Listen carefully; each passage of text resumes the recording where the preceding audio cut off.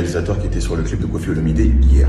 Donc je fais juste cette petite vidéo, j'espère qu'elle sera courte, pour vraiment donner tous les éléments pour que tout le monde puisse comprendre de quoi il s'agit. Ok? Alors je commence par le début. Koffi Olomide arrive sur le tournage avec un retard, sachant qu'on est censé tourner de 10h à 18h30, voire 19h, il arrive à 16h. Donc il y a déjà un retard de 6h. Quand il arrive, Koffi Olomide, le casteur qui est censé nous trouver les figurants et les figurantes est censé ramener 8 personnes. Il n'y a que 6 personnes. 3 filles et 3 garçons. Les filles avaient un dress code, être habillées en blanc, et les garçons, chemise et costard.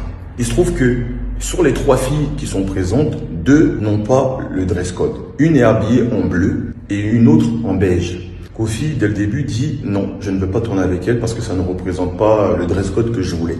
Les garçons, il y a 2 qui ont des chemises et des vestes et il y en a un qui n'a pas de chemise. Pour essayer de sauver le clip, je pars avec les 2 figurantes le dress code à H&M pour essayer de leur acheter des tenues blanches. On ne trouve pas. On arrive quasiment à 17h parce que ça faisait 1 heure le fait qu'on essaie de trouver des tenues. Dès qu'on arrive, donc on essaie de parlementer avec lui. J'essaie de parlementer avec lui juste pour lui dire, écoute, est-ce que c'est pas mieux qu'on tourne, même si elles n'ont pas les tenues? Il dit, attends Jimmy, je veux vraiment ces tenues en fait. Donc moi, je veux pas tourner avec elles.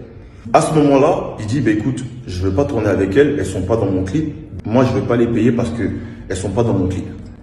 On avait fait, je précise, des petits inserts avant qu'il arrive. Vous savez, c'est les inserts, c'est les petites vidéos ralenties, des filles un peu modèles, etc.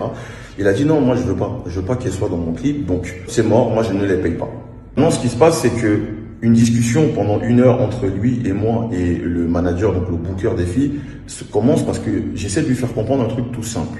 Si il était arrivé tôt, c'est-à-dire à 10h ou à 11h ou midi quand les filles sont arrivées, pour la dernière, on aurait pu leur dire tout de suite, ça ne correspond pas, ça sert à rien de rester. Et là, ça arrive fréquemment dans les clips, il n'y a pas besoin de payer la figurante parce qu'elle ne vient pas avec le dress code.